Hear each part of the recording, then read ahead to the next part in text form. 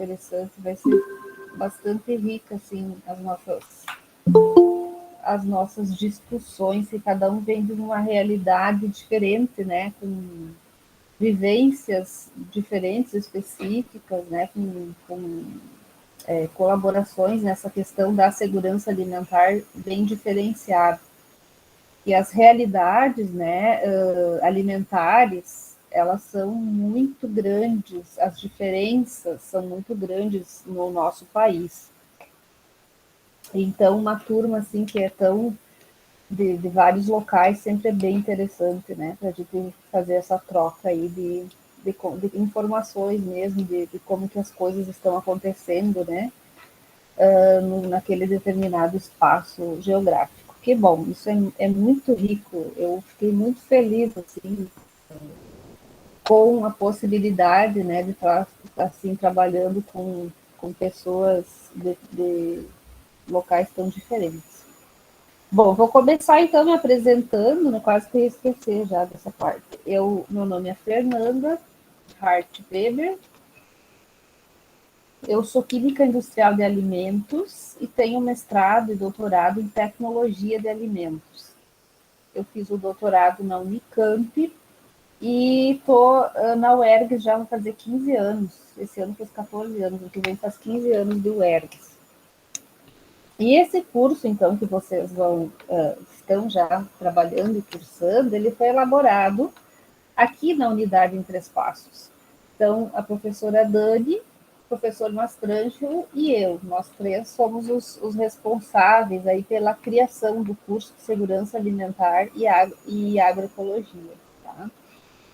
Então, a disciplina essa de Segurança e Soberania Alimentar, ela sempre esteve né, sob minha coordenação. Então, aqui em Três Passos, eu já trabalhei 2 vezes, né, essa disciplina, e também lá em São Luís Gonzaga, na primeira edição da pós, fui eu que trabalhei essa disciplina, então é a 4ª vez que eu estou, né, trabalhando com essa temática. Gosto muito, né,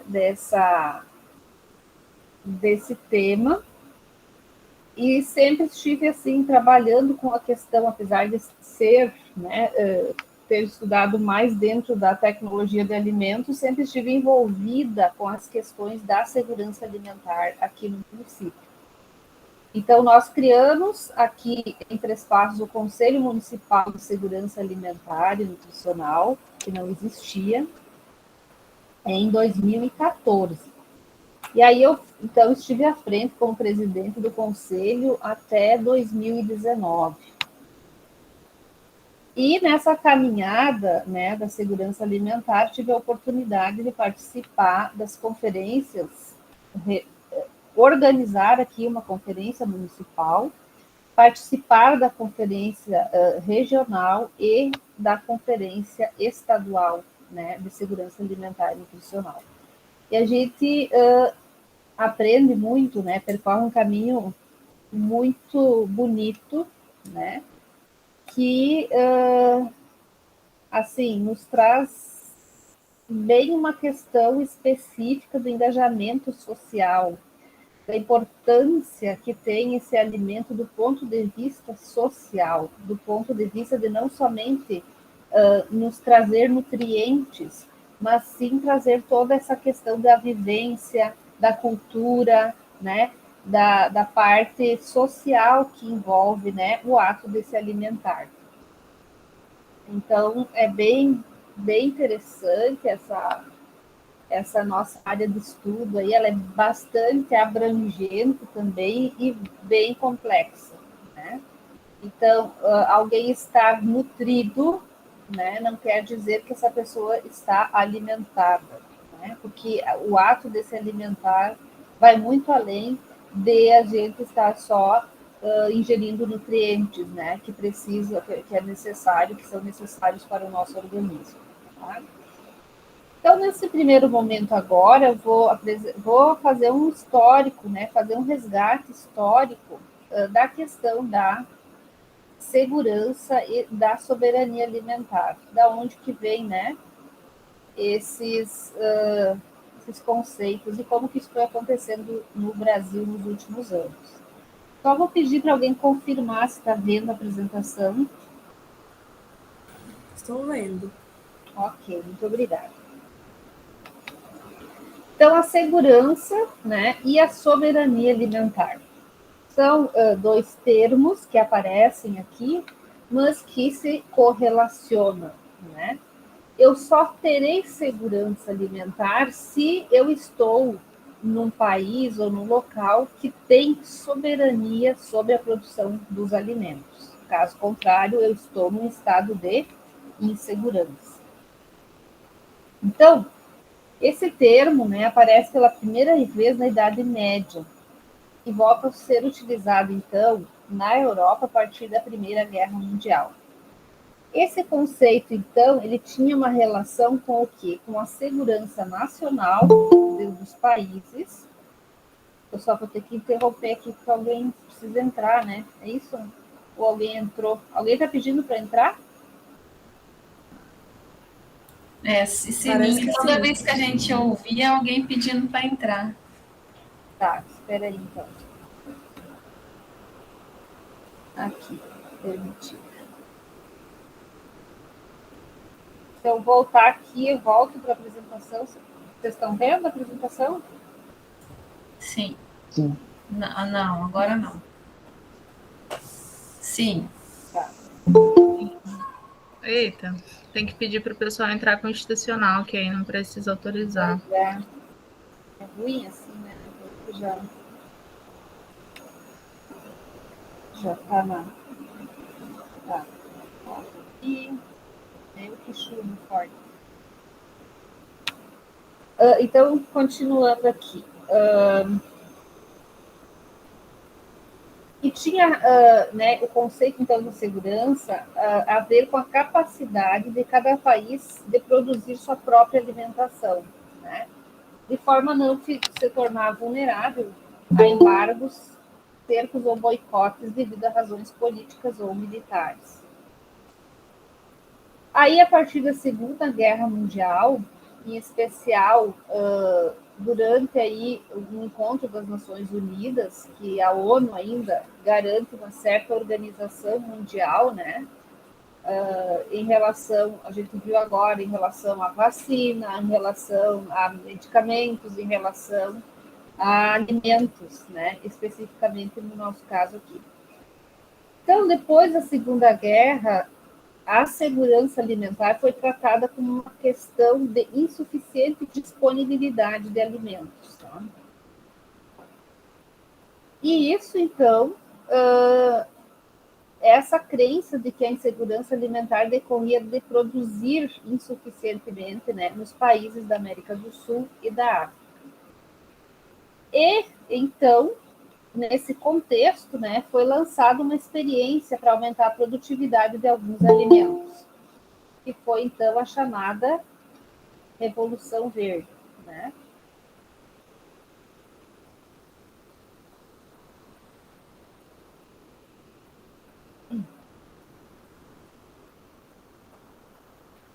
A Revolução Verde, né, ela trouxe consigo, dentro dessa perspectiva, né, de que a população mundial cresceria nos próximos anos ali, né, de forma exponencial, e a produção de alimentos não.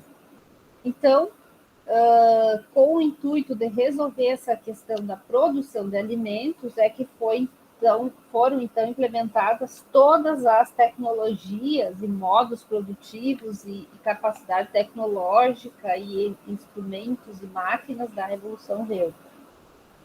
Então, essas novas práticas, elas foram, né, e são até hoje fortemente baseadas em insumos químicos industriais, fertilizantes e agrotóxicos, na transgenia de sementes, na mecanização intensa, na degradação social, econômica, cultural e ambiental.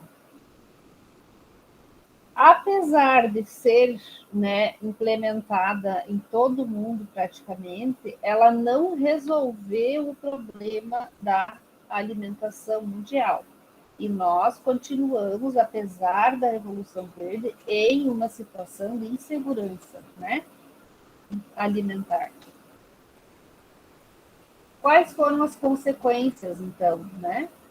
Doenças e problemas de saúde, por quê? Porque pelo uso abusivo de agrotóxicos, pelo uso de transgenia, que até hoje nós não sabemos o real significado, né, de a gente estar se alimentando com esse tipo de grãos e sementes, né? O uso abusivo do solo, o uso abusivo dos recursos hídricos, né? Isso tudo acabou que, como consequência, uma destruição, né, desse meio ambiente, uma destruição, inclusive, na capacidade produtiva do solo. Né? Hoje a gente vê que cada vez mais precisa utilizar calcário para corrigir a acidez, precisa utilizar fertilizante, precisa utilizar corretores de todas as formas aí, né, para deixar essa terra, né, fértil, né, cultivável. Então, o uso excessivo, indiscriminado, né, da terra tornou ela bastante improdutiva, né? E para corrigir isso, então, cada vez se utilizando mais de substâncias e produtos químicos. Aqui, então, o hipermercado foi condenado por vender produtos impróprios ao consumo, e aí a gente pensa assim, qual é o alimento, né, que eu tenho certeza, garantia, né, de que não tenha veneno, que não tenha agrotóxico, que eu posso adquirir, né, e comer e preparar sem medo de ser feliz, né, para minha família. É muito difícil a gente saber isso, a não ser, lógico, os alimentos que têm certificação orgânica, que são aqueles, então, produzidos de uma maneira limpa, né, onde você não vai ter resíduo químico, não vai ter contaminante, né, naqueles alimentos.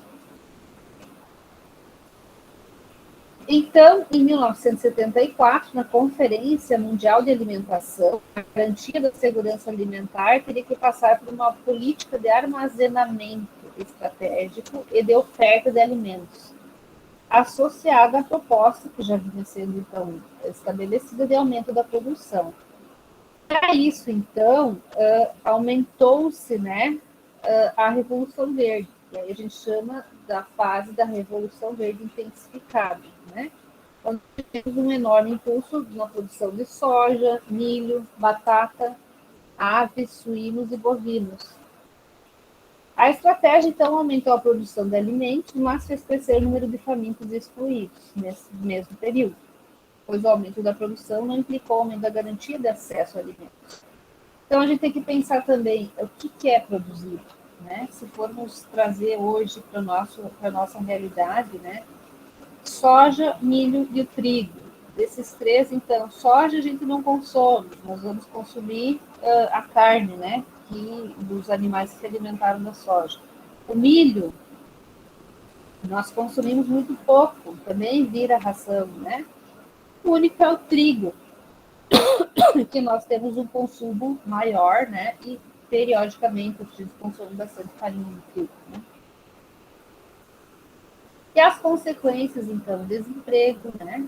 Pobreza rural, a fome no espaço rural, o êxodo rural, inchamento das cidades, e aí desemprego, falta de renda, criação das favelas, falta de acesso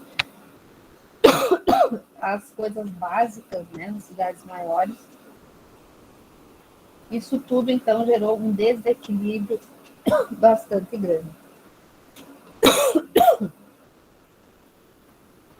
A partir dos anos 80, então, nós tivemos o quê? Ganhos contínuos de produtividade na agricultura, resultando, então, na industrialização, né, dos alimentos. Então, se criou muita indústria de alimentos para produção de alimentos com o objetivo de eliminar a fome. E esses alimentos, então, só que foram produzidos, né, muitas vezes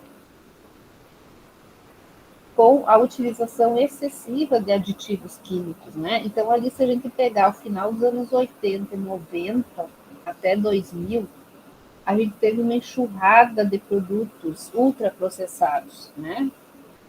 Que tem uma carga muito alta de aditivos químicos e que não são benéficos, muito pelo contrário, eles prejudicam o funcionamento do nosso organismo.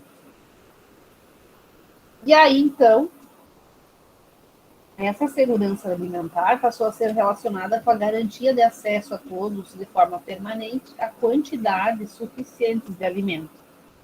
Então, vocês vejam que são 3 períodos. No primeiro período, nós temos o que é importante? A produção. No segundo período, a capacidade de armazenamento. E nesse terceiro período, então, a questão da industrialização e da quantidade de alimentos produzidos. Então, são 3, né, aspectos que, historicamente, foram importantes nesses períodos, nesses anos aí.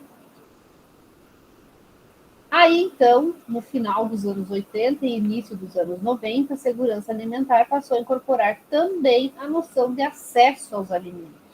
Poxa, não adianta você produzir, você armazenar, industrializar se as pessoas não têm acesso, né? Então, alimentos o quê? Seguros, não contaminados biológico ou quimicamente. Alimentos de qualidade, aí se aparece pela primeira vez a palavra qualidade. Qual é essa qualidade? Qualidade nutricional, qualidade biológica e sanitária. Entrou também a forma sustentável de produção desse alimento, equilibrada e culturalmente aceitável, né? Então, vocês vejam que foram incorporados aí mais 5 novos conceitos, né? 5 novas... são palavras aí, mas que querem dizer bastante coisa. E dentre elas, então... As mais importantes são os alimentos seguros e que apresentem qualidade. E aí nós temos no Brasil, na Constituição de 1988, né, a instituição do direito humano, né, que é uma lei, a alimentação adequada, né? Então, no artigo 6º da Constituição diz o quê? São direitos sociais, a educação, a saúde e a alimentação, o trabalho, a moradia, o lazer, a segurança, a previdência social, a proteção à maternidade e à infância e assistência aos desamparados na forma desta Constituição. Então, aqui aparece, né, a palavra alimentação. Então, na década de 90, consolida-se um forte movimento em direção a garantir o direito humano à alimentação adequada, né? Em 96, então, a FAO, nessa Cúpula Mundial da Alimentação, associou definitivamente o papel fundamental do direito humano à alimentação adequada à garantia da segurança alimentar e nutricional. Então, o que é esse DHA, né? É um direito humano inerente a qualquer pessoa ter acesso regular, permanente e restrito, né, a alimentos seguros e saudáveis em quantidade e qualidade adequadas e suficientes, correspondentes às tradições culturais do seu povo, e que garantam uma vida livre do medo, digna e plena nas dimensões física e mental, individual e coletiva. Então, se está na Constituição, e se há um direito, todo brasileiro tem direito a se alimentar corretamente. Agora, essa realização, né, desse direito está fortemente relacionada ao conceito, né, de segurança alimentar e nutricional. E qualquer coisa da segurança alimentar e nutricional que estiver em desacordo, nós já estaremos violando esse direito. Então, e a isso, a gente vê que tem o quê? A questão cultural fortemente envolvida. Eu não posso interferir na alimentação né, que é habitual, que é cultural de um determinado espaço, né? Por exemplo, os indígenas, eles têm um modo próprio, né, de produção de alimentos, de produção, de cultivo, né? E eles têm as culturas que eles mais apreciam na alimentação, né? Nós aqui, então, da nossa região, nós temos o quê? A alimentação baseada no modelo italiano e alemão de alimentação.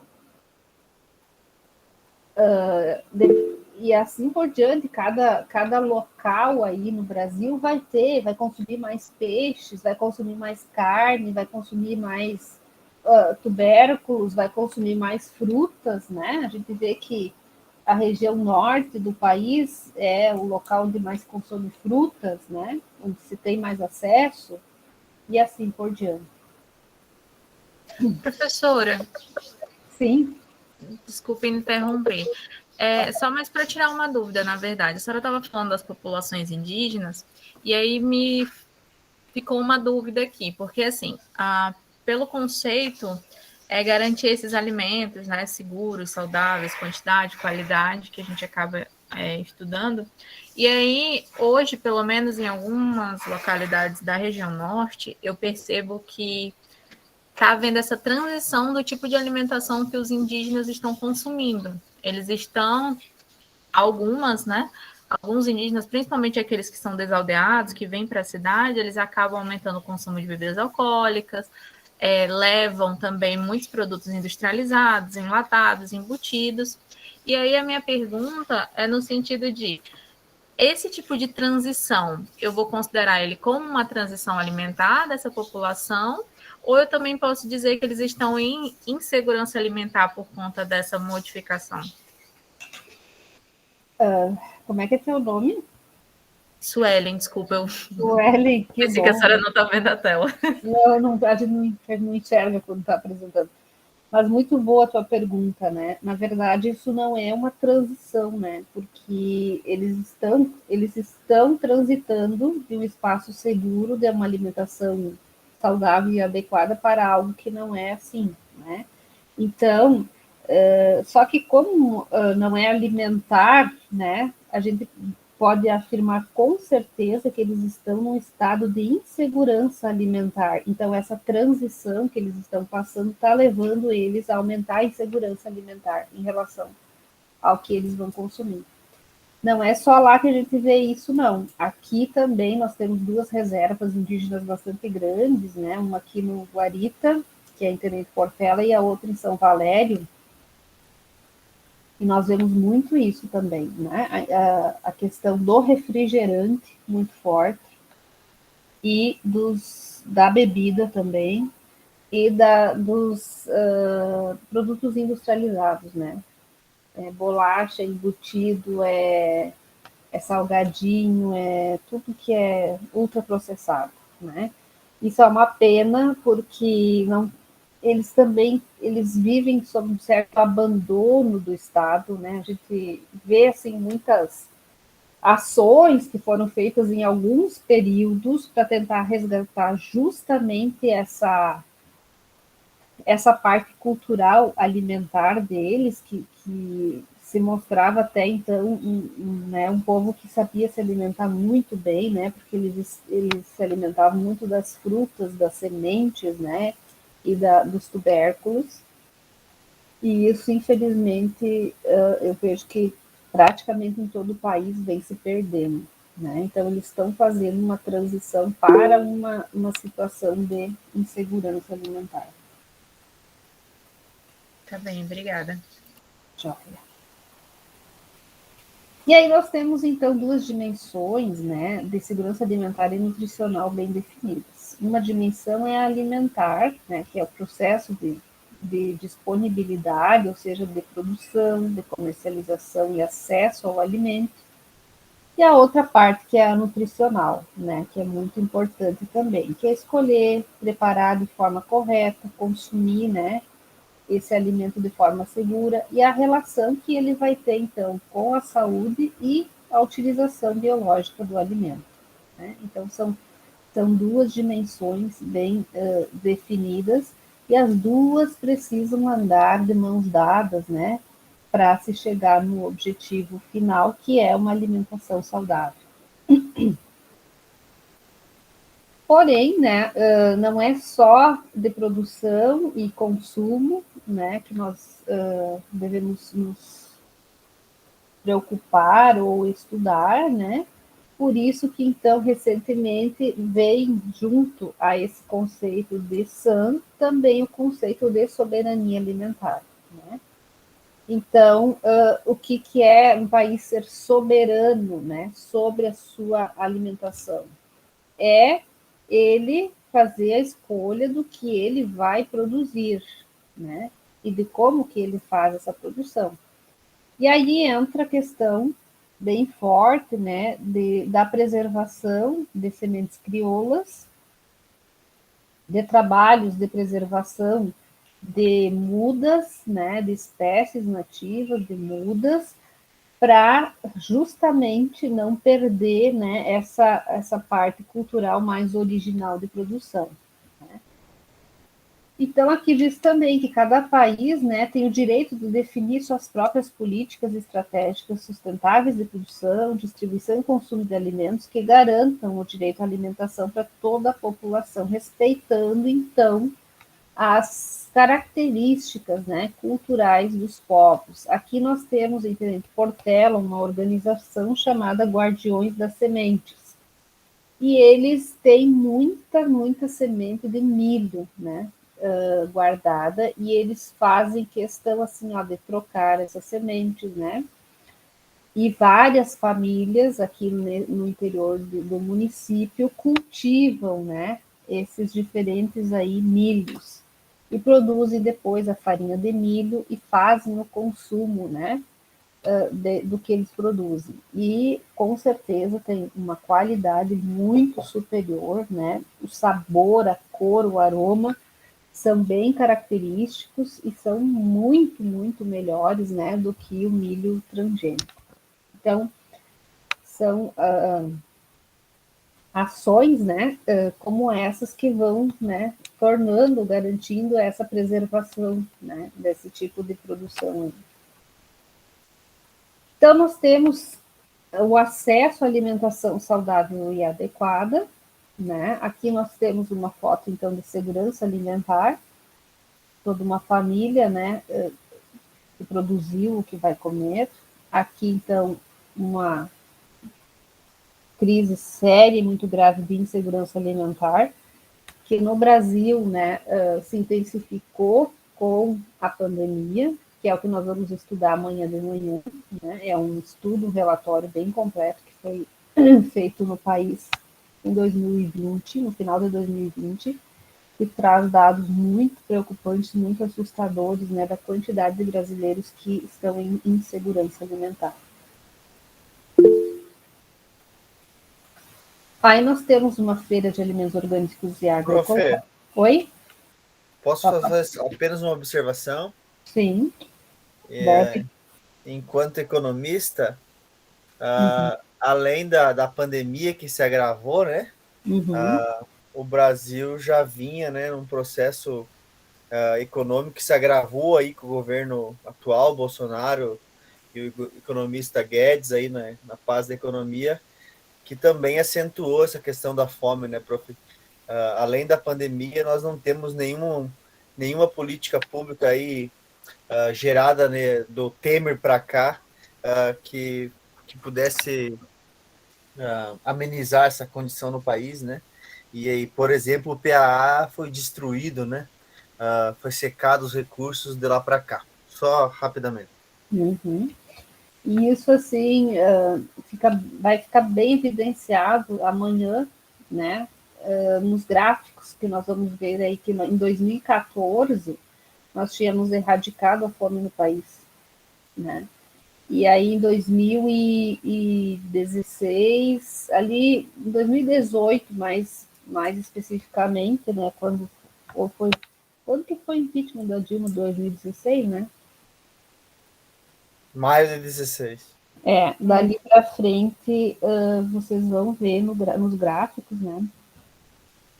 que aos poucos nós voltamos a declinar nessa questão alimentar. Por quê? Porque foram, na verdade, descontinuadas as políticas públicas, né, que antes eram bem importantes, né, tanto é que o governo tinha criado o Ministério da Cidadania, que cuidou única e exclusivamente, né, da erradicação da fome no país, e que foi desmantelado, né, a organização federal que existia, inclusive o próprio CONSEA, né, tudo isso foi sendo, assim como descontinuado, né, e aí nós voltamos seriamente, né, ao problema da fome. Foi rapidinho ali, de 2016, e atingimos o pior patamar em 2020 daí. Então, aqui, a feira, então, é algo que traz segurança alimentar, mas nós vemos pouco ainda, né, poucos movimentos de feiras de alimentos orgânicos e agroecológicos. Aqui mesmo no nosso município não tem, né, e nós moramos num espaço que é agrícola, que é rural, né, e a gente não consegue, eu não tenho acesso a um alimento, né, a verduras e frutas e verduras vegetais aí orgânicos, porque não tem quem vende, não tem quem produz, não tem quem vende, né? Imagina, então, é bem difícil isso, né? E aqui um trabalhador, então, aplicando veneno, né? E nós sabemos aí que somos o país que mais consome agrotóxicos no mundo, né? Infelizmente, aqui a região celeira é a região do país que mais usa, né, veneno per capita. Aqui é 5,3, aqui nós estamos, acho que com 10, é mais ou menos o dobro, né? Então, o pessoal usa demais, usa sem necessidade, usa sem orientação, né? E acaba prejudicando não só a propriedade rural, mas o entorno, né? Todos nós acabamos aí sendo, né, contaminados por tanto veneno. Valorização do Professora, Oi? eu só queria voltar no slide anterior, saber de que ano que são esses dados em relação ao consumo de agrotóxicos. Eu não tenho o dado mais atualizado, mas esse aqui, se eu não me engano, é de 2018 ou 2019. Né? Tá. Mas aqui na região já é 10 ou 12 quilos per capita. Tá bom, eu só queria ter uma dimensão de quando que era essa Um pouquinho antiga essa. Obrigado. Professora, licença. O último levantamento feito de consumo dos estados de agrotóxicos, ele saiu em 2019. De lá para cá, nós não tivemos, oficiais, nós não tivemos mais. E o estado de maior consumo de agrotóxicos no país, até então, era São Paulo. Era São Paulo. Achei que era aqui no Rio Grande do Sul. É que lá usa muito, né, na produção de laranja. Na cana-de-açúcar. Na cana e laranja, eu acho que é. Então, concentração mercadológica, isso aqui é outro problema que leva à insegurança alimentar, né, porque são, se eu não me engano, 8 ou 10 marcas, né, marcas de alimentos que detêm 80% do mercado, né, de produtos industrializados. E aqui, então, um problema sério, né, que a gente vê a obesidade, né, 50% dos homens e 48% das mulheres brasileiras acima do peso, 80% da população é sedentária, né, e isso aqui resulta no quê, né, em insegurança, em problemas de saúde, né, que vão terminar tudo lá no Sistema Único de Saúde. Né? Então, se não tem prevenção, não tem investimento em educação alimentar, em educação para a vida, né, em incentivar o esporte, incentivar a atividade física, né, no final a conta termina lá no Sistema Único de Saúde. Aqui, então, a publicidade de alimentos, né? Então, isso foi vocês vão ver muito, quem já assistiu muito Além do Peso, né, já viu, e quem vai assistir o documentário pela primeira vez, como a propaganda, né, vinculada a alimentos não saudáveis de personagens, né, que as crianças gostam, ou, por exemplo, a vinculação de um alimento tipo McDonald's com brinquedos, né? Isso também foi proibido, acho que não pode mais distribuir.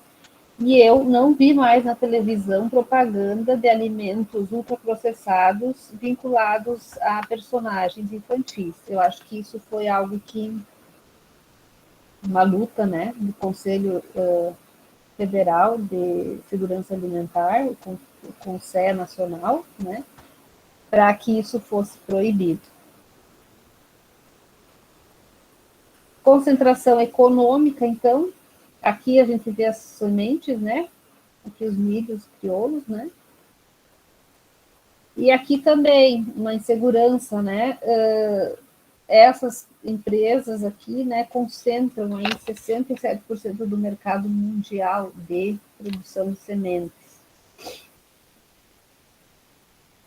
E aí a gente se pergunta, né, o que é um alimento seguro, né? Para garantir esse alimento seguro, nós vamos ter que ter o quê? Garantias de boas práticas na produção, né, e preparo de alimentos. E isso vai da onde? Vai do campo até a mesa. Então, nós passamos aqui pela agronomia, né, que é a produção, nós passamos aqui pela parte da nutrição e da tecnologia de alimentos, e cada etapa dessas, ou cada setor desses, né, precisa funcionar para que a gente tenha uma alimentação adequada. Então, muita coisa precisa dar certo, né, para a gente poder se alimentar corretamente. E daí também é aquela coisa assim, a escolha que eu faço no meu dia a dia, né, se ela é saudável ou não é saudável. Então, eu tenho que, se eu posso, né, se eu tenho acesso aos alimentos, eu tenho que aprender, né, o que é bom para mim e o que não é através da educação alimentar. E eu acho, sinceramente, que já passou muito da hora de nós termos no currículo da educação infantil e ensino fundamental uma matéria que acompanhe essas crianças, né, sobre educação alimentar, né? E a gente sabe que a escola, ela pode dar o exemplo, né? Ela pode ensinar coisas que nas casas, né, das famílias brasileiras passam despercebidas. Tá? E eu vejo, assim, que pais, né?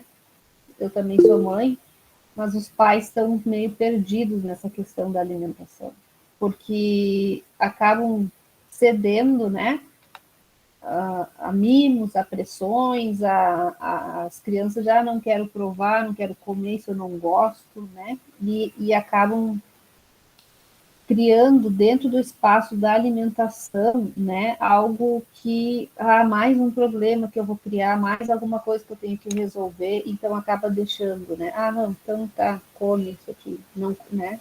Acaba não fazendo, né, realmente a educação alimentar. E sem contar, que vocês vão ver, muito além do peso, que muitos pais comem erroneamente, né, com alimentos ultraprocessados, refrigerante todo dia, né, acaba que a família toda ela é desestruturada nessa questão alimentar. E aqui, então, nós temos alguns exemplos, né, de diversidade e qualidade de alimentos e alimentos verdadeiros. Sim? Só uma complementação que você comentou agora, né, da como seria bom, né, eu acho que já é um debate até antigo, de incluir, né, na educação a segurança alimentar, nutrição, etc. E aí, só para mostrar para onde o nosso país está indo, nessa semana o Senado aprovou a inclusão de empreendedorismo como no currículo da educação básica, né? Então, assim, é como as prioridades do país, né, deixam questões mínimas, importantes e necessárias de lado, em favor de avanço do capital, neoliberalismo e por aí vai. Bem Só para registrar, preocupante. essa semana foi aprovado isso. Bem preocupante, né? Isso aí é bem sério. E aí vocês imaginem o que eu imaginei já, assim, né? Como algo que seria maravilhoso, né? A criança lá no primeiro ano, segundo ano do ensino fundamental, ter uma aula que fosse semanal, né? Não um dia, uma tarde, uma aula que fosse, né? E já estudar os alimentos, estudar o que, né, tem na composição, aí dali ir para a cozinha, né, aprender a preparar a sua própria alimentação, ver o que é saudável, o que não é, e eles desenvolvem o gosto daí pela alimentação natural, pela alimentação mais saudável. Imaginem o quanto nós cresceríamos nessa questão, né, de evitar essa obesidade infantil, os problemas, crianças com 8 anos com colesterol elevado, gente, com pressão alta, sabe? É muito triste isso, é muito triste mesmo, porque a criança ela já vai para a adolescência comprometida, né? E aí você não ter uma orientação correta, quem é que dessas pessoas, a maioria, né, são pessoas de baixa renda que estão nessa situação, que tem dinheiro para ir numa nutricionista, por exemplo, para ser acompanhada corretamente por alguém, né? Não tem. Então, isso começa ali, isso vai para a vida toda. E aí a gente se depara com uma coisa assim, esse ser humano, esse indivíduo, ele não vai se desenvolver corretamente. Como que ele vai depois produzir, né? Como que ele vai estudar adequadamente, como que ele vai se tornar um profissional que seja, né, que dê resultado, que seja produtivo.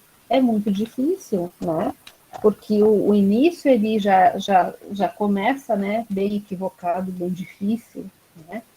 E eu vejo que isso é uma questão bastante séria e que não está o país, vamos dizer assim, quem governa o país não tem noção, né, do prejuízo que é isso, né, tanto do ponto de vista de doenças que vão estourar lá no SUS, quanto do ponto de vista de criação de indivíduos que não serão produtivos no futuro logo ali. Pense, né, se fosse, então, investido, né, mais recurso em coisas produtivas, em coisas assim de educação alimentar, em programas, né, de acompanhamento dessas crianças, de acompanhamento da família, né, se o governo garantisse, então, né, a alimentação dessas famílias adequadamente, seja Bolsa Família, seja auxílio emergencial, o que for, né, isso é algo muito importante. Então, isso também na pandemia ficou prejudicado porque muitas crianças tinham que a escola como o único local onde elas recebiam alimentação, né, 3 vezes ao dia. Imaginem vocês ficar sem esse ambiente, ficar sem comida, né? Então, mais uma coisa assim que foi bem problemática durante a pandemia, a falta dessas crianças terem essa alimentação escolar. Em alguns municípios aqui, eu sei que a partir de um determinado ponto para frente ali da pandemia, começaram a distribuir essa alimentação direto para as famílias, né? Então, para que essas pessoas de baixa renda tivessem pelo menos arroz e feijão, né, para comer durante esse período aí. Bem complicado, bem difícil, né?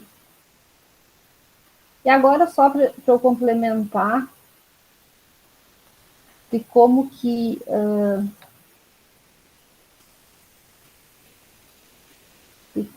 a questão estava organizada no país.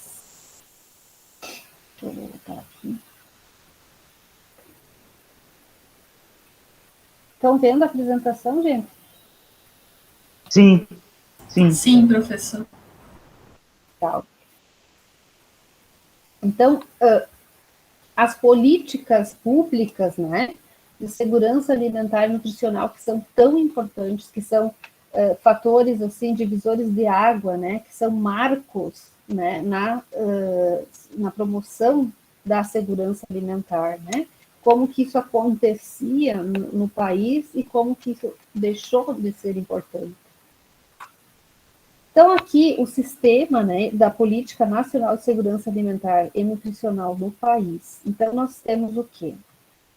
A CAISAN foi criada, então, em 2013, 2012, que é uma Câmara Intersecretarias, tá, do governo federal. Aqui, então, participam da CAISAN, participavam, né, Ministério da Saúde, Ministério da Educação, Ministério da Cidadania e Ação Social,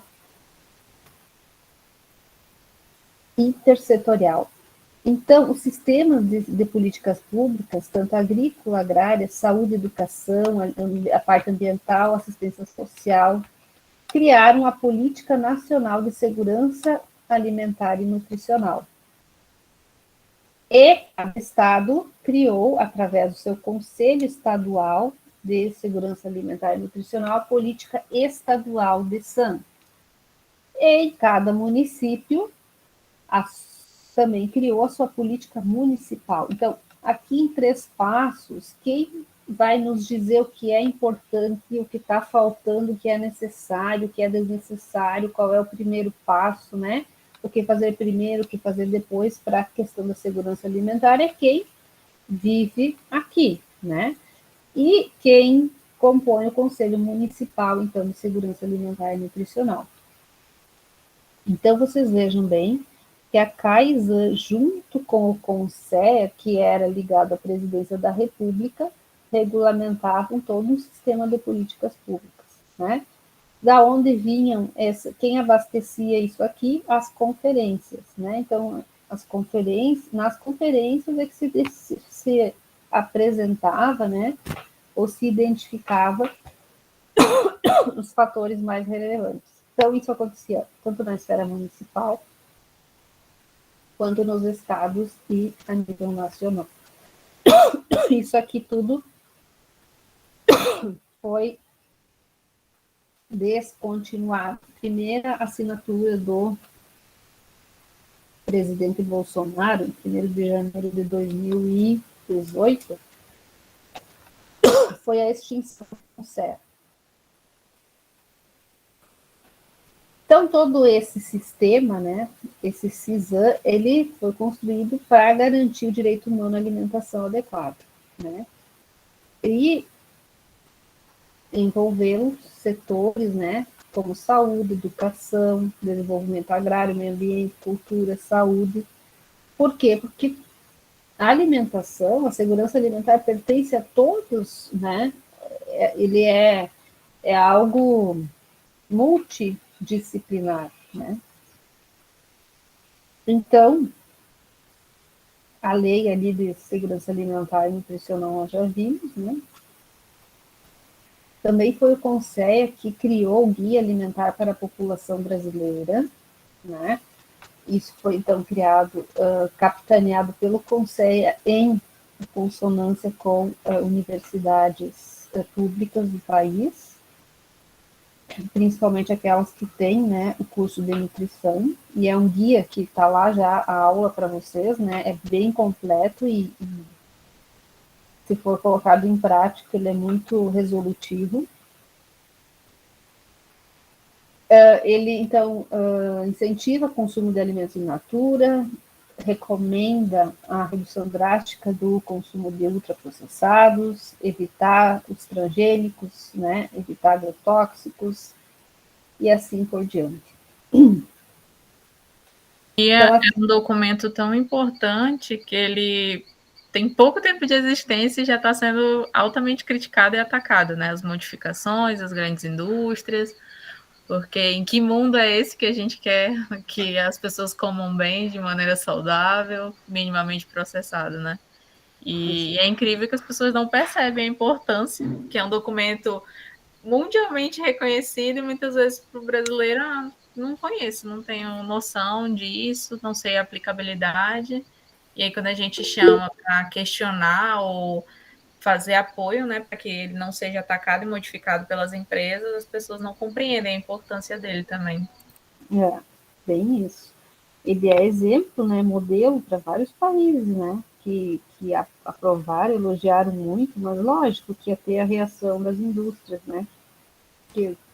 O que eles não querem é que esteja escrito lá, né? Diminua ou não faça consumo de ultraprocessado, né? Ele explica o que é um alimento ultraprocessado, coisa que quem, né, que não é da área saberia dizer, né? E as pessoas vão tendo acesso à informação e vão racionalizando, e vão refletindo, e vão deixando de consumir, né? Então, aqui algumas orientações da Conferência Nacional de 2007, e todo um sistema que foi construído, né, e o início de tudo isso, né, pessoal, foi, então, com o Josué de Castro, né, que escreveu, né, ele era um médico e um sociólogo que trabalhou em Pernambuco e viu a fome dentro do consultório médico dele, né. Então, é graças a Josué de Castro que nós chegamos até onde estamos, né. Aqui mais algumas informações. E para nós sairmos, então, da linha da fome, o Fome Zero foi o programa que institucionalizou isso, que deu essa grande alavancada, que foi a origem, né, de nós sairmos da insegurança alimentar. E junto ao Fome Zero, então, nós tivemos o Bolsa Família, o PNAE, né, o Programa Nacional de Alimentação Escolar, o PAA, que também foi extinto, o PAT, né, e o PRONAF. Então, podemos dizer hoje, aí, desses, o que funciona ainda é o da alimentação escolar, o Bolsa Família precariamente, porque não avançou, né, não melhorou, e o PRONAF, né, os outros praticamente aí deixaram de existir. E aqui mais algumas informações que vocês podem também estar lendo depois. E aqui, então, algo que a gente acredita muito, né? A produção de alimentos pela agricultura familiar. Nós sabemos, né? Isso já são dados bem... Ô, professora. Olá, fale. Esses dois agricultores são aqui de Chapecó. Ah, é? Oh, que legal. Da Ecovida, né? Seu Neuri Vacari, eles produzem suco orgânico. A propriedade deles é muito pequenininha, bem bacana. Fiquei feliz em ver a foto. Que bom. Então, eles são exemplos, né, de agricultores familiares que produzem alimentos, né? Todo dia, quando a gente vai se alimentar, e nós temos alimento na nossa mesa, no nosso prato, é graças à agricultura familiar, né? São eles que produzem a nossa alimentação. Então, aqui mais alguns vegetais, né? E a importância da água, né? A água tão, às vezes, pouco falada, pouco lembrada, né? Nós precisamos de água de qualidade, de água tratada, né? De água pura para nosso bem-estar, né? Físico. E mental também, porque passar fome é ruim, né? Passar sede também é ruim. Então, nós precisamos cuidar, né? De uma forma bastante especial de tudo isso, para termos, né, uma vida digna, um desenvolvimento saudável, né, uma vida feliz. Um ser humano que está mal nutrido, mal alimentado, é difícil, né, ele ter uma vida equilibrada. Então, é um desafio nosso, né, como profissionais que somos da área, de trabalharmos cada vez mais, né, para que todo mundo tenha acesso à alimentação, um alimento de qualidade, né, que saiba preparar esse alimento, que tenha, além do ato de nutrir, o ato de se alimentar é algo social, né, é prazeroso, é o que a gente mais faz num dia, né, gente? É ou não é? Quem tem, né, graças a Deus nós temos acesso à alimentação, é o que a gente mais faz na vida, é comer, né? Então, a gente precisa olhar isso com carinho, né, com um olhar atento, com um olhar crítico também, né, que às vezes é mais fácil abrir um pacote de alguma coisa, né, do que descascar uma fruta, e assim por diante, quando vê a gente mesmo está fazendo algo que não é legal, né? Então tem que prestar bastante atenção. Professora, se me permite só contribuir, assim, frente a essas discussões, né, que, enfim, estão sendo colocadas, acho que um ponto importante, pensando aí em já sugestões de o que fazer, acho que é muito importante a apropriação, não só dos atores que trabalham com nutrição, que às vezes o guia, ele fica muito ali na discussão entre os nutricionistas, e ele foi um instrumento pensado para todos os públicos, né? Então, é algo da gente divulgar e, às vezes, tem uma versão reduzida do guia, e aqui tem pessoas que não são nutricionistas, né, que, enfim, que às vezes só ouviram falar do guia, mas acho que é um pedido mesmo, né, da gente democratizar esse acesso, porque ali, se a gente consegue traduzir aqueles 10 passos que ele traz para a alimentação saudável, né? Se a gente consegue popularizar isso, isso já traz muita informação para a população no geral. Então, eu acho que, e junto com ele, acho que tem um movimento bem interessante, claro, que em algumas localidades mais, outras menos, da atenção primária nisso também, né? Então, o NASF, as estratégias de saúde da família, sendo atuantes nessa divulgação e, às vezes, aproximando esses caminhos, né, das possibilidades de alimentação saudável, assim. Então, até mesmo na época de pandemia, né, em que muita gente, enfim, foi privada, conheço alguns movimentos de algumas equipes de atenção primária mesmo à saúde, então, por conhecerem muito a realidade, já trabalharem numa mobilização social, e aí eu vejo muito essa interface, né, de em qualquer âmbito que a gente estiver atuando, da gente falar do guia alimentar para realmente, às vezes passa um videozinho, né, tem uma produção da Rita Lobo, que o pessoal gosta, porque ensina uma receitinha, mas assim, de trazer isso mesmo para o cotidiano das pessoas, que eu acho que realmente faz diferença. Isso, obrigada. Com certeza, é bom. Muito Oi, professora. Bom. Sim? Oi, boa noite. Boa noite.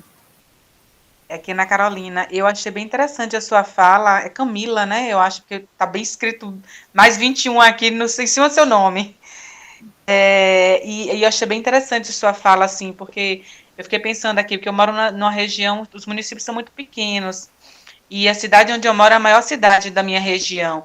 Então, vem a maioria assim, as comunidades todas, né, os povoados, e é bem interessante essa sua fala, porque eu fiquei pensando exatamente nisso, que muitas vezes tem o pessoal da zona rural, que são esses produtores, mas eles vêm para cá, para a cidade, para o mercado, e aí às vezes eu estou lá no mercado, eu fico observando, assim, os carrinhos, né, de supermercado deles, e aí aquelas coisas exatamente, é cheio de refrigerantes, repleto de embutidos, repleto dessas comidas super ultraprocessadas.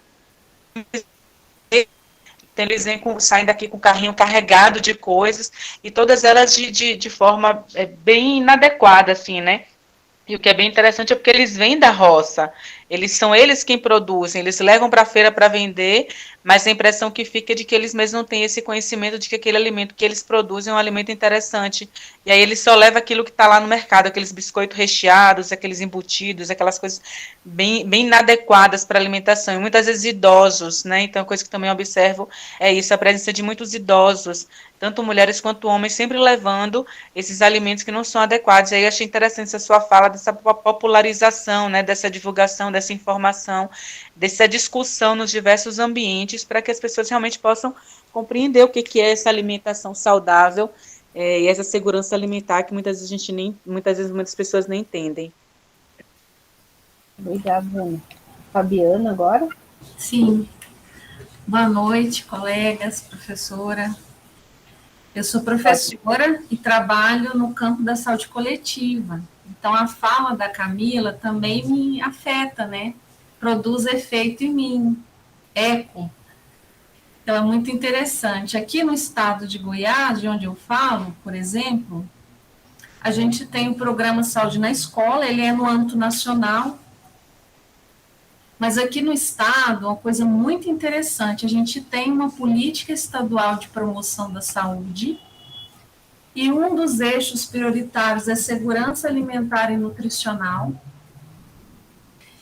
E dentro do estado, na Secretaria Estadual de Saúde, a gente tem uma coordenação de promoção da saúde, é ela que coordena o programa Saúde na Escola, junto com o programa Academia da Saúde. E os 246 municípios do estado de Goiás estão cadastrados no programa. E essa conversa entre o setor da saúde e da educação está acontecendo, mesmo no tempo da pandemia. E o como isso é importante. Como é importante a gente ter políticas, né? Políticas intersetoriais para a produção de ambientes saudáveis, para fortalecer esses programas. Porque como o Bolsa Família reduz mortalidade materno-infantil. Então, a gente tem vários estudos que evidenciam isso, né? E um último comentário, a coordenadora de promoção da saúde do estado de Goiás, ela é minha orientanda de mestrado. Então, ela contou uma atividade muito interessante, ela é nutricionista com a Camila, e ela desenvolveu uma atividade tão rica, tão interessante, com comunidades quilombola calunga. Aqui no estado de Goiás, a gente tem o maior quilombo do Brasil, na região da Chapada dos Veadeiros, né? E aí ela levou como nutricionista uma mala cheia de produtos ultraprocessados, e ela catalogou e colocou lá quanto de sal, de açúcar, de gordura, né? É uma caixa didática, uma caixa pedagógica. E aí, quando ela abriu essa caixa na escola, com as crianças, né, da comunidade, elas avançaram na caixa, né? Porque é uma produção do desejo, né, de consumir esses produtos que não são alimentos, são produtos alimentícios, né? E aí ela foi trabalhando e ressignificando com essas crianças como aqueles alimentos que elas têm acesso, que são alimentos. E até o final dessa atividade, muitas coisas interessantes ali foram construídas com as crianças, né? Então, esses espaços de pensamento, de educação em saúde, na saúde coletiva, eles são muito importantes. E a gente valoriza muito. E toda aula aqui eu tento fazer conexão com a saúde, igual minhas colegas aqui, a Camila e outras que estão fazendo o curso. Obrigada. Bem importante a sua fala, e daí volta a comentar da importância de inserir a educação, porque não há nada mais fez do que uma educação alimentar, né, com esse público, né? A importância disso é muito, muito grande. Professor, a Gaudi. Boa noite a todas e a todos. Com o impeachment de Dilma e quando Itamar assumiu, o primeiro programa cortado foi o Programa Nacional de Alfabetização de Adultos. Então, dali a gente já via qual era o tom da conversa que nós iríamos ter a partir do golpe. Com a destituição de conselhos federais, nós perdemos muito, principalmente a agricultura familiar. Eu trabalho com agricultura familiar há mais de 25 anos, desde que me formei, e fui assessora territorial por 6 anos, em 2 convênios. E já no convênio da base, da assessoria territorial, nós trabalhávamos com 92 políticas públicas federais, 92. Delas, políticas públicas importantíssimas, que não estavam aí na lista da professora, como o Terra Sol e o Terra Forte, que subsidiavam e implementavam agroindústrias em assentamentos, até R$500 mil, e a partir de R$500 mil, com um diferencial que é importantíssimo para a agricultura familiar, é que a política pagava a elaboração do projeto, e a maioria das políticas não fazem isso. Então, projetar uma agroindústria alimentar, e eram agroindústrias que deveriam fornecer ao PENAI e ao PAA. Então, projetar uma agroindústria custa caríssimo, e muitas vezes a agricultura familiar não dispõe desse recurso. Então, a partir daí vieram também os cortes nos custeios alimentares. Quando a gente vê o corte no Programa Nacional de Cisternas, no P1+2, o custeio alimentar e nutricional que vinha atrelado ao programa de cisternas, nós temos o corte nesse processo. Quando a senhora coloca na sua lista que a gente tem perdido o PRONAF, é um absurdo o que a região Nordeste já vinha perdendo em termos de direcionamento de recurso para investimento e custeio da agricultura familiar na produção de alimentos. Então, quando nós percebemos como é que eu posso dizer, esse desmonte, essa descaracterização, e ela já vinha sendo planejada há muito tempo, isso não é de agora. Hoje a gente vê eu não caracterizo nem como presidente, embora que a forma legal é de reconhecer como presidente, mas uma pessoa que não aprova um projeto de distribuição de absorvente íntimos para as mulheres de baixa renda, mulheres de rua e presidiárias, quando a gente vê um absurdo desse, né, de um custo baixíssimo. Então, o que nós estamos perdendo? O que nós estamos... Quando o PA veio sendo desmontado, não foi de agora, não foi no projeto Bolsonaro, não. O PA já vinha caindo, os municípios estavam recebendo muito pouco recurso de PA. Então, nesse sentido, é muito importante que a gente possa esclarecer o público. Eu gostaria que Xenusa, que está aqui conosco na sala, nós trabalhamos em um projeto juntas, uma pesquisa, inclusive ela até fez um TBT essa semana, numa rede social, onde nós fomos fazer um trabalho num assentamento do MST, em Petrolina, e as mulheres que produziam frutas não comiam frutas, mas comiam alimentos superprocessados. Então, nas casas era o que tinha, era os que as crianças comiam. Só que agora, professora e colegas, quando a gente vai a um mercado comprar frutas, a gente se depara com um absurdo de preço. Fruta não é acessível para todo mundo. As pessoas não têm. Quando eu vejo, eu discuto muito com um grande amigo meu aqui, Mansan, que é o dirigente da juventude do MST no estado de Pernambuco, e ele coordena o trabalho da distribuição de alimentos que está sendo feita, foi a maior distribuição de alimentos até hoje na história de Pernambuco, que vem sendo feita nessa pandemia, foi feita pelo MST, com parceria de outras instituições também, é importante frisar, da FETAP, de movimentos sociais, de tudo, mas no momento que ele já tinha distribuído mais de 150 mil quentinhas, ele contabilizando isso em Recife, só nos primeiros meses de pandemia, e também com um grande trabalho da popularização das hortas urbanas, inclusive nas favelas, né? Fazendo horta em garrafa PET, mas indo lá auxiliar o povo a produzir comida para poder comer, porque não se tinha condições. E aí, eu levantando, quando a senhora traz Josué de Castro também, levantando isso. A fome está aí e vai ser muito difícil, mesmo que nós tenhamos outro governo progressista dentro em breve, vai ser muito difícil tratar.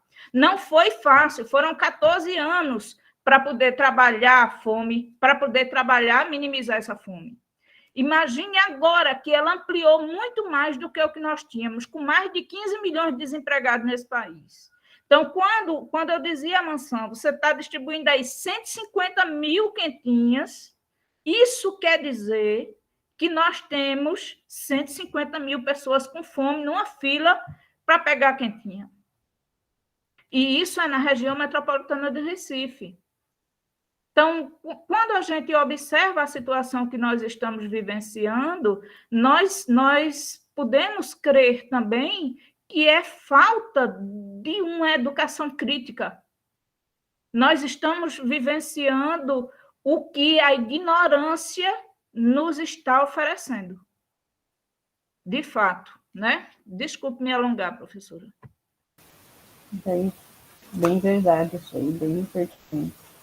Enquanto você imagina aí 150 mil pessoas, né, numa fila, e isso é só um recortezinho de um pedaço, né, de uma região, de um pequeno núcleo, imagina o Brasil todo, né, bem difícil. Sueli? Só para contribuir, na verdade, com o que foi dito, principalmente pela Fabiana, que eu acho que, na verdade, o módulo que a gente está tendo agora, para mim, foi um dos mais aguardados, né, até pela minha formação, e eu acho que calha muito com a situação que a gente está vendo em todo o país. E aí eu sempre me questiono no sentido assim, enquanto nutricionista, a gente tem que fazer essa orientação dos alimentos minimamente processados, identificar quais são os que são mais favoráveis para a sua saúde, e contra o alto consumo de ultraprocessados, por entender o prejuízo deles à nossa saúde e desenvolvimento de outras doenças, mas ao mesmo tempo parece quase hipocrisia a gente falar, não consumamos alimentos ultraprocessados, se mesmo antes da pandemia eles eram apresentados a um baixo custo, comparado a uma fruta, comparado a 1 quilo de carne, comparado a similares, né? A fruta, vamos fazer um suco para criança. Beleza, o que é o mais barato se a gente for no supermercado? É comprar fruta que dê para fazer um suco para a família ou comprar 1 litro, talvez, daqueles que são altamente industrializados.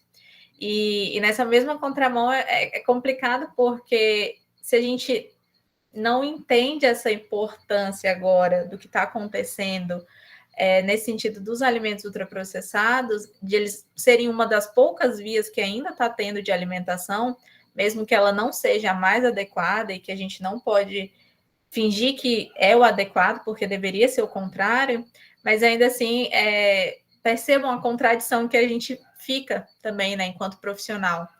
Beleza, é muito fácil do meu alto de poder, de algum tipo de aquisição, eu dizer não coma isso. Mas e aquela família que ela não tem esse recurso, que às vezes é a possibilidade que ela tem, então a gente que entra um pouco nessa categoria, acho que até pelo próprio guia, né, que o guia ele valoriza muito a questão regional, mas a gente não, às vezes parece que o que a gente está falando são para pessoas que têm um alto poder aquisitivo, que é diferente da realidade do que a gente vê, né? Infelizmente, um refrigerante é sempre muito mais barato do que um copo de suco, se você vai estar na rua comendo alguma coisa. Então, eu me questiono muito o papel, e principalmente nessa discussão que a gente está fazendo aqui, de como é que a gente possibilita a inversão disso, ou então como é que a gente levanta a discussão em relação a isso. Porque são realmente contradições. E aí a gente, enquanto profissional, entra em contradição, porque a realidade que está posta é uma outra diferente. Então, é muito questionado, né? E eu acho que tudo que as meninas falaram até aqui demonstram esse abismo que a gente está indo e que talvez realmente seja até irreversível, por mais que as políticas sejam mudadas, porque a gente sabe que os quadros alcançados de desnutrição, de inanição, né, estão muito elevadas e as pessoas não estão visualizando isso. Elas não conseguem visualizar que o número de pedintes aumentou, que as pessoas estão passando fome, que por mais que a gente tenha projetos sociais que entreguem cestas básicas, ainda assim é muito irrisório para a população que está ali realmente passando fome, que a gente não consegue visualizar, porque você não está na periferia, porque você não está lá vivendo a realidade deles, ou você não faz parte de um circuito que permita vivenciar isso. Né? Então, eu acho que esse é o momento realmente para a gente fazer essa discussão e essa reflexão, que é importante para a gente auxiliar na tomada de decisão e também para incentivar que sejam feitas tomadas de decisões nesse aspecto. Realmente.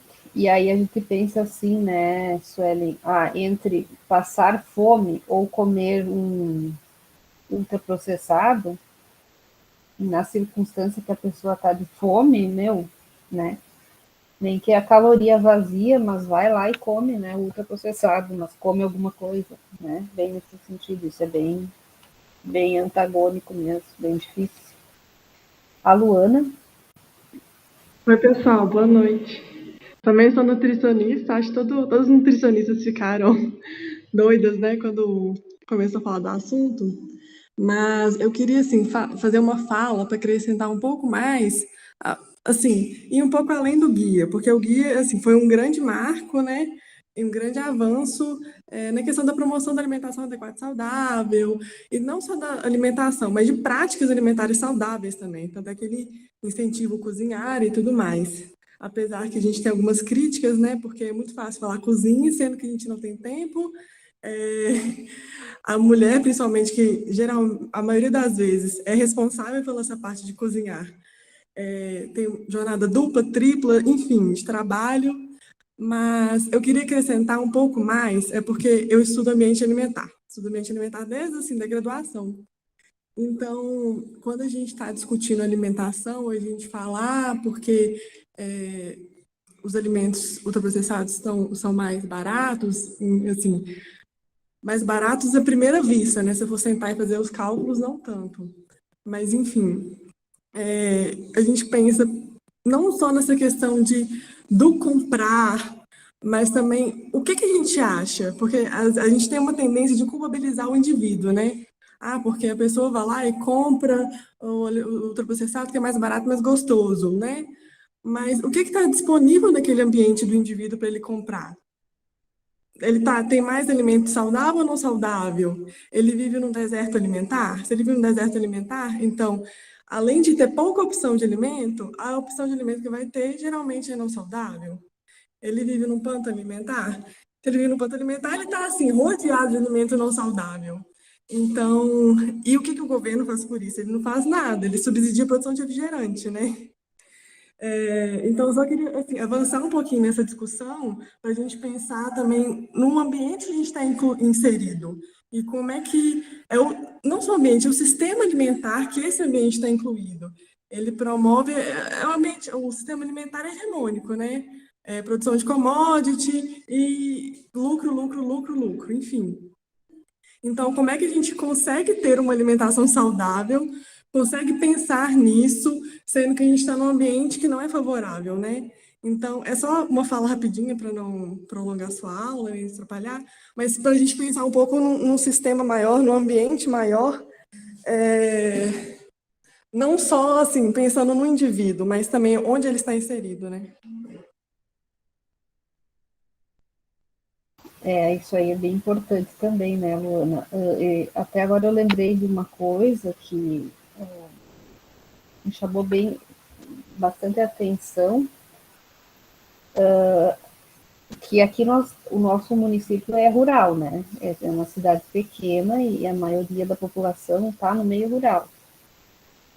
E aí o pessoal do interior, que a gente diz o pessoal do interior, né, os colonos, então vem para o supermercado e o que a gente vê muitas vezes é aquele carrinho cheio de ultraprocessados, né? Indo para casa, eles ficam felizes, porque eu vejo que, de certa forma psicológica, eles estão tendo acesso às mesmas coisas que as pessoas da cidade consomem, né?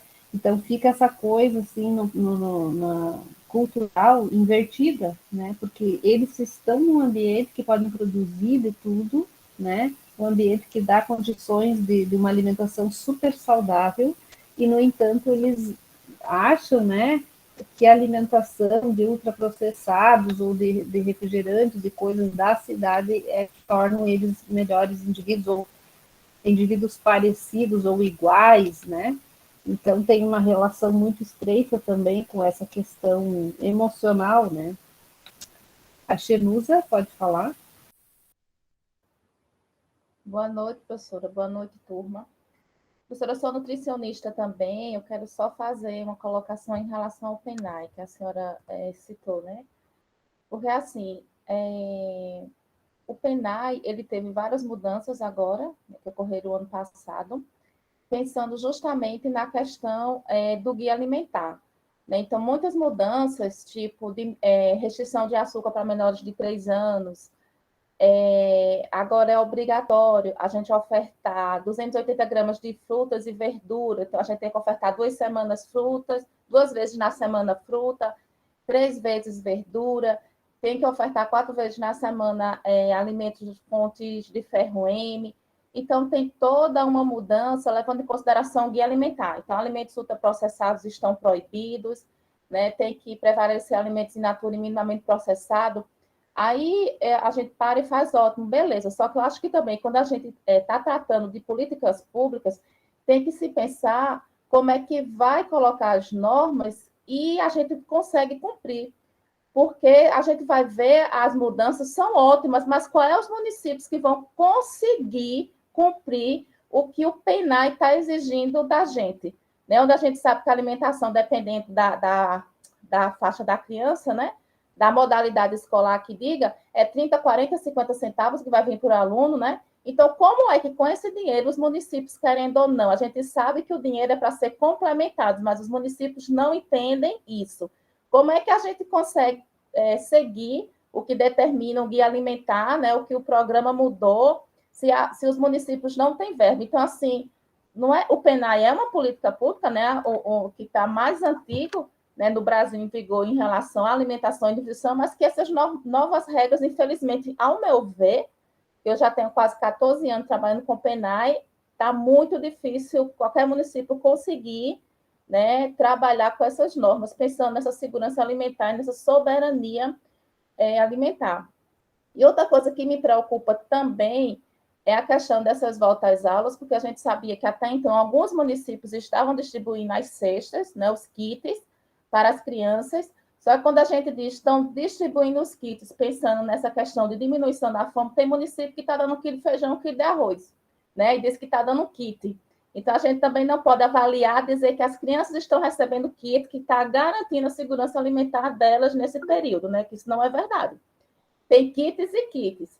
E outra coisa que me preocupa com as aulas, justamente porque a maioria dos municípios que eu estou vendo, é que eu estou em grupos de WhatsApp de um monte de região aí do Brasil, voltando às aulas, a maioria dos municípios, alguns estão voltando na modalidade, ou o aluno estuda, assiste aula presencial uma semana toda, fica uma semana em casa, ou então dia sim, dia não, e não vão estar garantida essa alimentação no dia que o aluno não estiver na escola, entendeu? Então, assim, aí eu acho que também tem todo que fica mascarando, entendeu? O aluno não está passando fome, está sendo garantido o direito porque está recebendo os kits.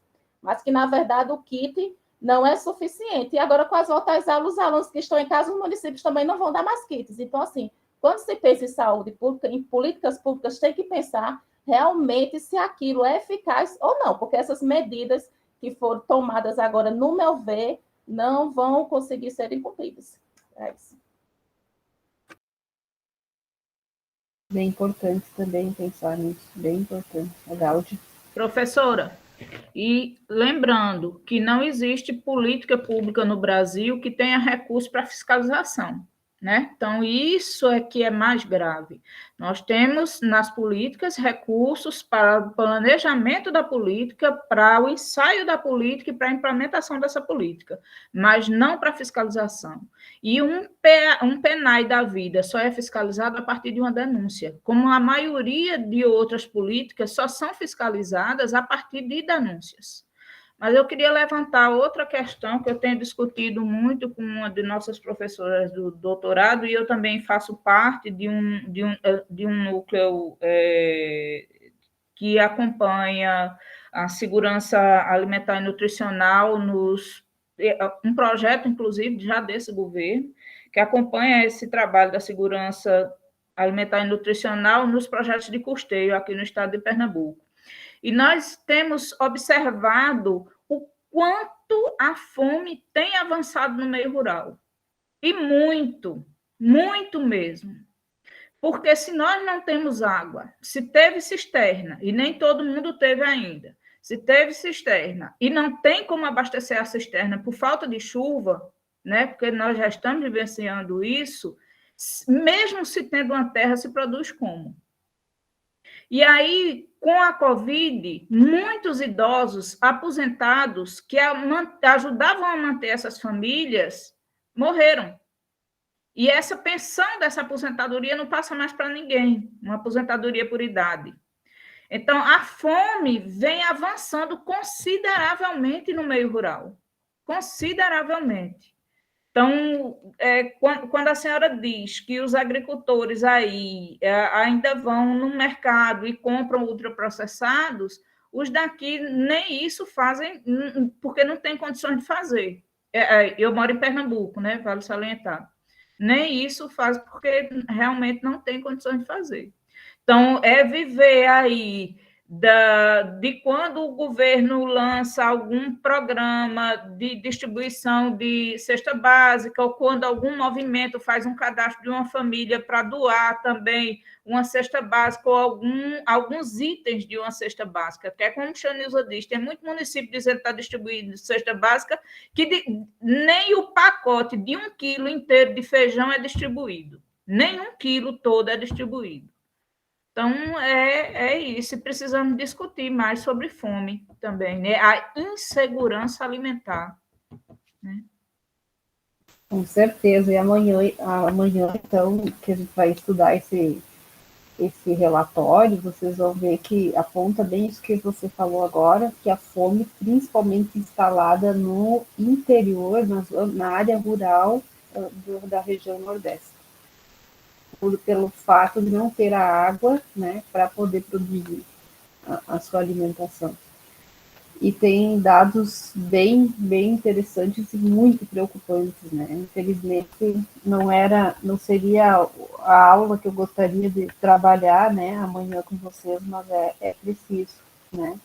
É necessário a gente ter, né, conhecimento desses números, né, e do quanto a fome vem avançando, que é algo muito triste, né, bem complexo e muito devastador, e principalmente muito triste, né, porque são seres humanos, né, estão aí numa insegurança alimentar e morrendo, né, muitas vezes indo a óbito por não ter um acesso à alimentação. E isso, na verdade, é um absurdo, né? Tamanho retrocesso que nós vivenciamos aí nos últimos anos no Brasil, né? Algo que realmente é bem difícil de reconhecer, né? Mas que é o que tem, né? É o que está posto, é a nossa realidade. Mas tudo bem, então, obrigado, gente, por hoje, muito obrigado pela participação. Acho que conseguimos trocar várias ideias, e isso é o mais importante, né? Como eu falei no começo, essa vivência de vocês em determinados locais, isso é muito enriquecedor, né? Para todo mundo. A Ana Carolina quer falar? Ô, professora, antes de encerrar, eu só queria lhe perguntar novamente, amanhã começa às 9h, tem aula só pela manhã ou aula à tarde também? E quando eu cheguei, eu vi que tinha uma discussão sobre uma avaliação semana que vem, só que eu peguei já pelo caminho, aí eu fiquei meio perdida. Então, só para eu entender melhor como é que vai ser a avaliação e a disciplina. Tá. Então, Ana, assim, amanhã vamos iniciar às 9h, então, porque tem o pessoal que antes o horário, né? Então, iniciamos às 9h. Eu vou criar outro ambiente e vou colocar o endereço lá no Moodle, tá? Já vou fazer isso agora. E aí, como nós não teremos aula síncrona na semana que vem, porque, afinal de contas, não tivemos a aula da semana passada, em virtude aí do falecimento de um colega nosso. Mas eu já coloquei lá no ambiente do Moodle o que seria, né? Síncrono, eu coloquei assíncrono, né? Então, tem uma aula sobre... tem 2 documentários, o Muito Além do Peso e o Sementes de Liberdade. Tem uma aula sobre o papel das mulheres na questão da soberania alimentar e conservação de sementes. Tem uma aula, uma mesa redonda sobre segurança e soberania alimentar, que foi trabalhada ano passado, que até está o professor Renato Maluf, que é um dos maiores estudiosos aí brasileiros. Achei muito boa aquela mesa redonda que eu disponibilizei para vocês. E mais uma fala também do PNAE, né, que eu gravei aqui com a nossa nutricionista de 3 Passos. E para amanhã de tarde, então, tem a aula gravada sobre o guia alimentar, né? É uma aula de 40 minutos explicando, né, o guia alimentar. E aí eu tenho que avaliar vocês de alguma forma, né? Eu pensei, então, daí para a semana que vem, eu fazer uma prova objetiva, né, no Moodle, com 10 questões objetivas. Vocês podem fazer, terão 2 tentativas da prova, vou deixar 1 hora para fazer, uma prova bem tranquila desses materiais que estão lá no Moodle e disso que nós falamos hoje e vamos trabalhar amanhã de manhã. Mas não se preocupem, assim, bem tranquila mesmo. Eu prefiro fazer isso como uma forma de revisar os conteúdos, né, do que dar um trabalho para vocês, alguma coisa mais aprofundada. Então, tem outras disciplinas aí no decorrer do curso, né, que vão aprofundar mais, né, essas temáticas todas aí que envolvem também a agroecologia, né, e a segurança alimentar. Então, essa é a proposta, uma prova com 10 questões, que marcar, bem tranquilo, assim, nada muito difícil. E aí já sai a nota vai ser na sexta. Eu vou abrir ela na sexta daí, mas vou deixar 2 dias para vocês fazerem. Ai, pronto, tá certo. Tá bem? Então tá, muito obrigado e até amanhã, então. Nos encontramos às 9 horas. Tá bom? Até amanhã. Um abraço. Professora, não sei se a senhora está usando seu e-mail institucional, para a senhora não ficar criando sempre o link, a senhora pode criar a sala direto pelo Agenda, que aí marca os dias das aulas, aí fica o link igual para todas as aulas. Isso, se a senhora quiser fazer agora, eu posso ficar e auxiliar, se a senhora, caso queira. Tá, pode ser sim, eu estou até aqui com ele aberto já. Mas aí eu copio e colo para o outro dia, é isso? Não, a de hoje não, porque ela já deve ter ficado só como uma reunião, mas a senhora pode criar para amanhã, e aí já fica para amanhã, sexta e sábado, né? Se eu não me engano. Boa noite, pessoal. Até mais. Boa noite. Deixa eu parar de gravar aqui, daí só. Tá. Interromper a gravação. Muito obrigado, gente.